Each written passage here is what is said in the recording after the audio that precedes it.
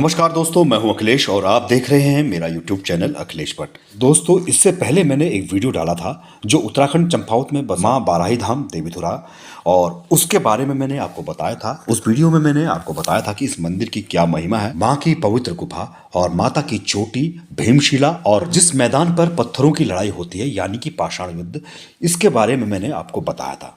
तो आज मैं आपको बताने जा रहा हूं, जो ये पाषाण युद्ध होता है, जो ये बग्वाल होती है, ये इसके लिए क्या क्या नियम और धर्मों का पालन करना पड़ता है। इससे पहले मैं आपको ये बताना चाहूँगा कि हर साल रक्षाबंधन के दिन यहाँ पर 3 दिन का भव्य मेला होता है, जिसे यहाँ की भाषा में कहा जाता है आषाढ़ी कौतिक।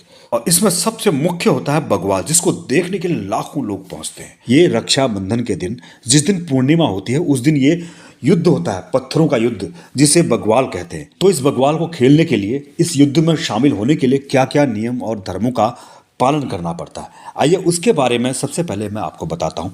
सबसे पहले तो इसमें 15 दिन पहले लहसुन, प्याज, मीट, मांस, शराब इत्यादि सब कुछ आपको छोड़ना पड़ेगा। अपनी पवित्रता बनाए रखनी पड़ेगी, तभी आप इस युद्ध में, इस पाषाण युद्ध में शामिल हो सकते हैं। जो लोग नियमों का पालन नहीं करते हैं, अगर वो इस युद्ध में शामिल होते हैं तो उन्हें चोट अवश्य लगेगी। हालांकि चोट इन्हें भी लगती है, लेकिन इन्हें दर्द नहीं होता है।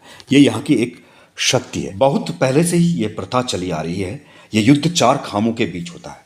चमियाल खाम, गहरवाल खाम, लमगड़िया खाम और वालिक खामों के अलावा 7 थोकों के योद्धा फर्रों के साथ हिस्सा लेते हैं। सबसे पहले तो ये चारों खामों के लोग यहाँ आते हैं और मंदिर में देवी की परिक्रमा करते हैं, उनका आशीर्वाद लेते हैं, और उसके बाद आते हैं उस युद्ध भूमि में जहाँ पर पत्थरों की लड़ाई होती है। जो ये पत्थरों की लड़ाई होती है, इसके पीछे भी बहुत बड़ी कहानी है। कहा जाता है कि जो ये 4 खाम हैं, इन खामों में प्रत्येक साल हर एक खाम से एक व्यक्ति की बलि चढ़ाई जाती थी। जब एक गांव के बुजुर्ग महिला की बेटी की बारी आई तो उस महिला ने देवी की तपस्या की। देवी ने महिला को दर्शन दिए और बताया कि नर बलि ना देकर एक व्यक्ति के बराबर रक्त होना चाहिए। तब से लेकर अभी तक ये प्रथा चली आ रही है। बग्वाल में लोग फलों पत्थरों से खेलते हैं जब तक लोगों को चोट नहीं लग जाती, यानी कि जब तक एक व्यक्ति के बराबर रक्त नहीं निकल जाता, तब तक ये बग्वाल चलती रहती है।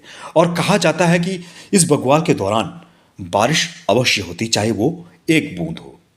जो ये 4 खामों के बीच युद्ध होता है, इसमें कोई ये तय नहीं करता कि मैंने उस व्यक्ति को पत्थर मारना है, या कोई टारगेट सेट नहीं किया जाता।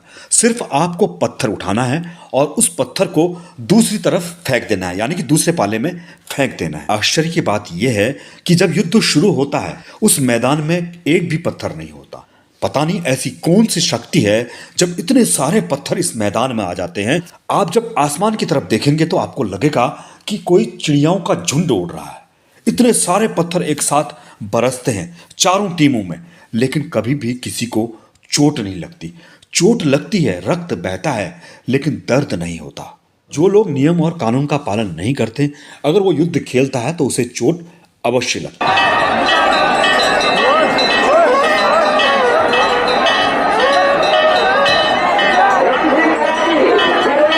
लाखों लोगों की मौजूदगी में होने वाले बग्वाल में 4 खामों के बीच ये बग्वाल होती है। रक्षाबंधन पर्व पर यहाँ देश ही नहीं, विदेश के भी दर्शक इस बग्वाल को देखने के लिए आते हैं। जब बग्वाल होती है, जो पत्थर आपको मैदान में दिखाई देते हैं, उससे पहले उस मैदान में एक भी पत्थर नहीं होता। ना जाने इतने सारे पत्थर कहाँ से आते हैं और बग्वाल समाप्त होने के बाद कहाँ जाते हैं, ये इसका रहस्य आज तक किसी को भी नहीं पता चल पाया। जब ऊपर आसमान में पत्थर बरसते हैं, ऐसा लगता है कि चिड़ियों का झुंड जा रहा है। इतनी तेजी से पत्थर बरसते हैं, बहुत तेजी से पत्थर बरसते हैं। जो आपको ये गोल गोल से बड़े बड़े दिख रहे हैं, ये एक तरफ से ढाल है अपनी रक्षा के लिए। ये बहुत ही मजबूती से बनाए गए हैं। जब तक एक व्यक्ति का रक्त नहीं निकल जाता, तब तक वो बग्वाल बंद नहीं होती है। जब ये महसूस हो जाता है पुजारी जी को कि एक व्यक्ति के बराबर रक्त निकल चुका है, तो वो बीचों बीच में जाते हैं जहां पर वो युद्ध होता है। घंटे घड़ियाल के साथ, शंख ध्वनि के साथ उस युद्ध को समाप्त किया जाता है। तो ये इस युद्ध की एक परंपरा रही है, कई सालों से हम भी देख रहे हैं। और ये 4 खामों के बीच में होता है, एक दूसरे को पत्थर मारते हैं। किसी को भी इस युद्ध के दौरान टारगेट नहीं किया जाता कि हमने उसे पत्थर मारना है। सिर्फ पत्थर को आपने हवा में पहुंचाना है, और पत्थर इस तरह से गिरते हैं जैसे कि बारिश हो रही हो। चोट जो है बहुत ही कम लोगों को लगती है, अगर लगती भी है तो दर्द महसूस नहीं होता। तो ऐसी शक्ति है यहाँ पर इस माँ बाराही धाम देवीधुरा की। कभी आपको समय लगेगा तो रक्षाबंधन के समय यहाँ पर आइए और इस भव्य आषाढ़ी कौतिक को आप अवश्य देखिएगा। साथ ही साथ माँ के दर्शन भी कीजिएगा, उनका आशीर्वाद लीजिएगा और यहाँ की जो शक्ति है उसके बारे में जानिएगा। इसका जो इतिहास है ना, बहुत बड़ा इतिहास है। जो आपको ये बड़े बड़े खंभे दिख रहे हैं दो, कहा जाता है कि यहाँ पर जो है राक्षस आकर के इन झूलों में झूलते थे।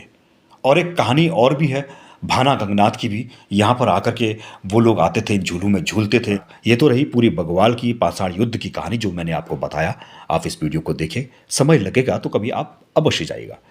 माँ आप सब पर हमेशा अपनी कृपा बनाए रखें और आपका वीडियो देखने के लिए बहुत बहुत धन्यवाद। नमस्कार।